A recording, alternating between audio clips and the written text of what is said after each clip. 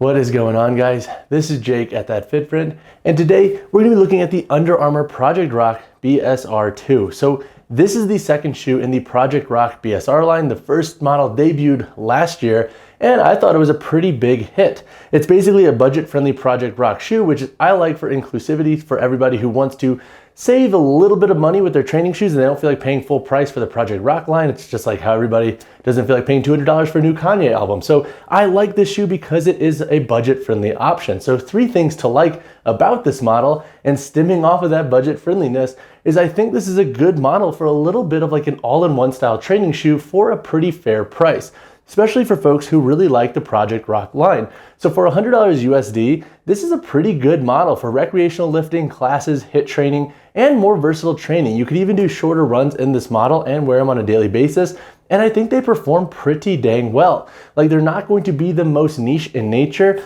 but for the price point, and if you like the Project Rock line, this is a really good model for a little bit of everything. Like with my lifting, these have not really done poorly at all when it comes to stability, and for versatility, the charged cushion midsole gives you a nice level of bounce and reactivity when doing bounding, plyos, whatever it might be. The second pro I have with this shoe is the reworked upper construction, and we have now a separate tongue. So in the original Project Rock BSR, we had a booty style construction and the upper was a little bit more rigid, and that doesn't necessarily mean it was a bad thing. But when we compare it to this mesh, which is a lot more maneuverable, this shoe breathes a lot better. And I like that separate tongue because I think it gives this shoe a slightly like wider fit or a bigger volume on the upper. And I think it'll work for a wider range of foot anatomies versus booty shoes, which can be a little bit limiting at times.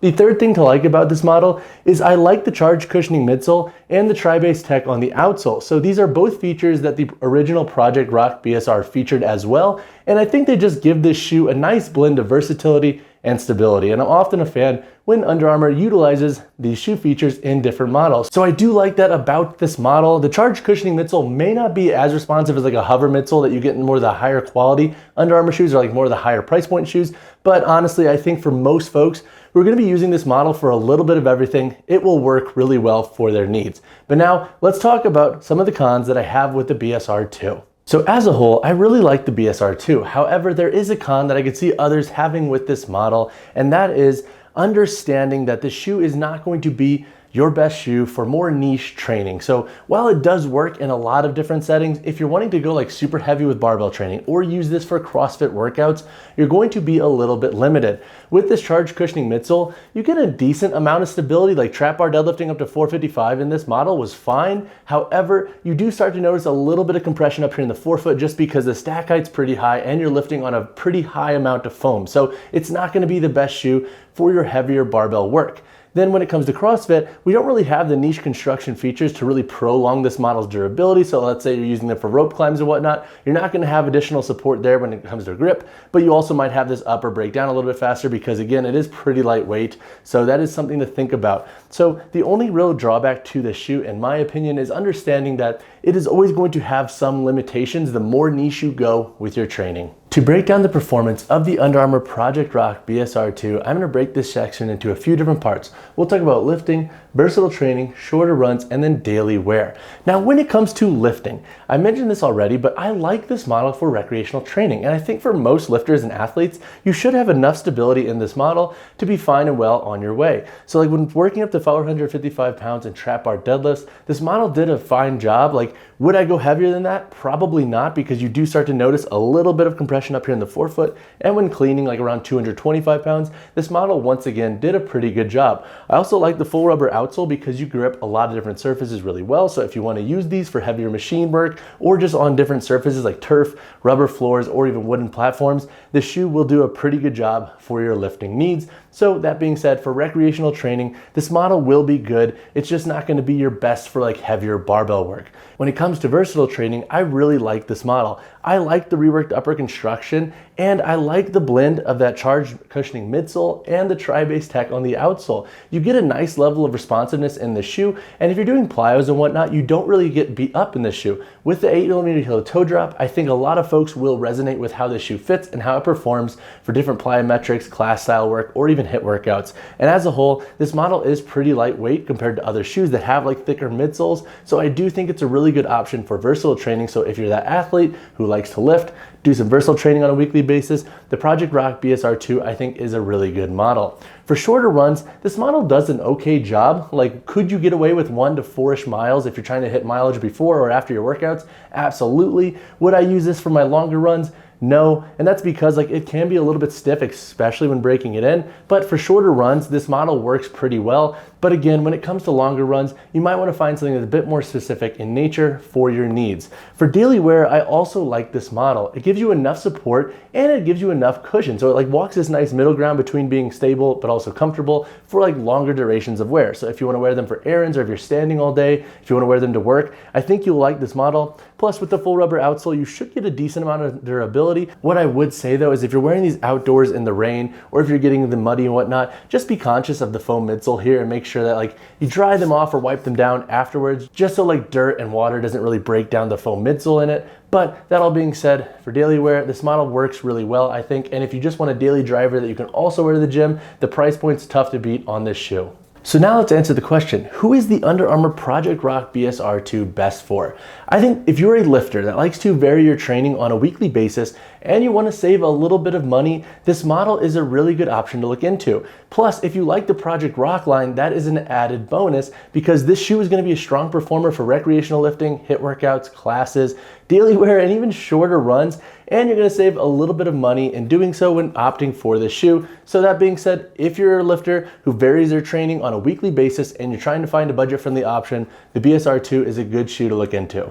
When chatting on the sizing and fit in the Under Armour Project Rock BSR 2, most lifters and athletes should be safe going true to size. The length of this shoe fits true, and this model has a regular fit per Under Armour's classification. So I think if you have a neutral, narrow, and even slightly wider foot, you should be plenty safe with this model opting for your true to size. When chatting on price in the BSR 2, you can expect to pay $100 USD. This is consistent with the first Under Armour Project Rock BSR, which I like because in the Hover Rise 3 and in the Project Rock 4, we saw Under Armour increase the price a little bit, so I like that they kept the price the same. And honestly, if you're looking at the BSR and the BSR 2 and the prices are similar, I would say go for the BSR 2. However, if you can find a wicked deal on either model, you should be safe going with that because you'll save a little bit of money and they're both strong performers. So when talking on the weight, heel to toe drop, and insole in the BSR 2, for my size 10 model here, we have a weight of 12.1 ounces, and then the insole in this shoe is not removable. However, it is only a light adhesive that's keeping it in, so you can technically remove it, but it doesn't come out right away on its own.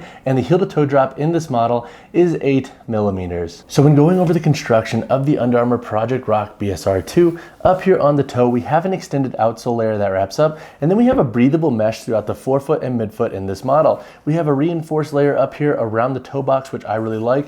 And then as already mentioned, we have charged cushioning midsole material throughout the entirety of this shoe. Looking at the outsole, we have that tri-base tech, and then the only areas where we have exposed midsole on this layer is up here in the forefoot, but this is pretty deep and it's pretty covered by rubber, so I'm actually not too worried about this model's durability long term, especially if you're training outdoors. Looking at the heel back here, we have some Under Armour Project Rock branding. The heel does have a slightly different material compared to the forefoot and midfoot. It's a bit more structured too, so you do have a slightly structured boot in this model, which is great for stability.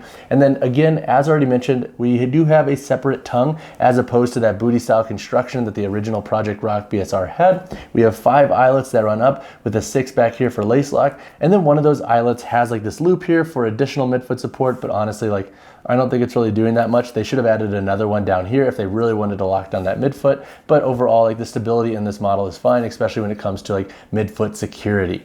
Once again, the insole in this model is not removable. However, it's only like a light adhesive, so you can technically remove it and put your own insole in if you want to. And then as a whole, guys, that's pretty much the gist of this shoe's construction. It's relatively simple in nature, which I personally like, but if you have any additional questions on the construction in the BSR 2, drop a comment down below. So I will probably build out a full comparison video on the BSR and the BSR 2, but I did want to call out a couple of construction features that are different between each model. So as you can see, like, as a whole, the midsole and outsole construction are pretty much the exact same in each shoe. This is the BSR 2, and this is the BSR. They both feature that charged cushioning midsole, and as a whole, the outsole construction is pretty much identical. They both have an 8mm heel to toe drop, and their weights are fairly similar. The two major differences, though, is that in the BSR, you have this booty construction back here, so you don't have a separate tongue, and the mesh upper is a little bit thicker and more rigid in nature, whereas in the BSR2, you have a separate tongue